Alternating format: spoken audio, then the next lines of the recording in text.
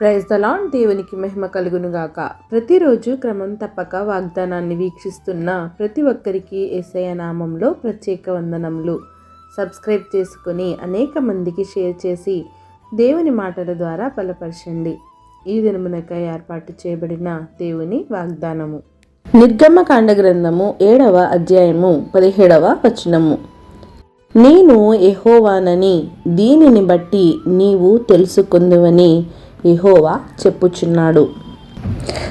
Thus saith the Lord, in this thou shalt know that I am the Lord.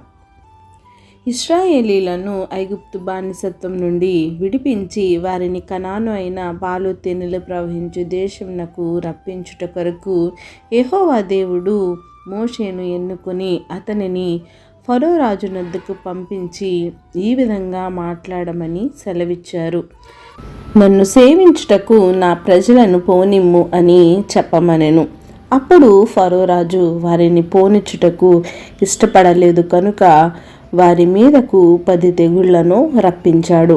అవి ఏవనగా, ఐగుప్తులో నదులు, కాలువలు మొదలైన వాటిలోని నీళ్లను రక్తముగా మారుట. రెండవదిగా, ఏటిలో నుండి నదులలో నుండి కప్పలు ఐగుప్తును కప్పివేశాయి. మూడవదిగా, దేవుడు ధూళిని కొట్టగా ఐగుప్తు పేలతో నిండిపోయింది. నాలుగవదిగా, ఈగలు ఐగుప్తును నింపేశాయి. 5 పొలములోనున్న పశువులు, జంతువులు తెగుళ్ళు చేత చచ్చిపోయినాయి. 6వదిగా, ఐగుప్తులో మనుషుల మీదను జంతువుల మీదను పొక్కులు పొక్కి పుండ్లుగా మారాయి. 7వదిగా, ఐగుప్తులో బాధాకరమైన వడగండ్లు, అగ్ని పడుట. 8వదిగా, మిడతలు ఐగుప్తును కప్పివేశాయి. 9వదిగా, ఐగుప్తు దేశము మీద చీకటి కమ్మింది. 10వదిగా, ఐగుప్తులోని తొలి సంతానమును, జంతువులలో తొలి సంతానమును యెహోవా సంహరించారు. ఎప్పుడైతే యెహోవా దేవుడు వారి మొదటి సంతానమును సంహరించారో శవము లేని ఇల్లు ఒక్కటి కూడా లేకపోయింది. కనుక ఐగుప్తులో గొప్ప ఏడ్పు పుట్టింది.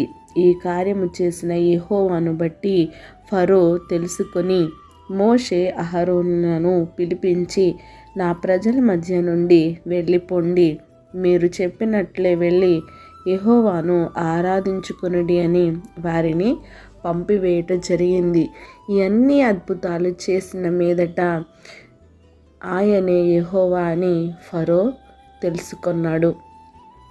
ఎంతటి కఠిన హృదయాలనైనా దేవుడు మార్చుకోగలడు. ఆయనే దేవుడు అని రుజువు చేయగలడు.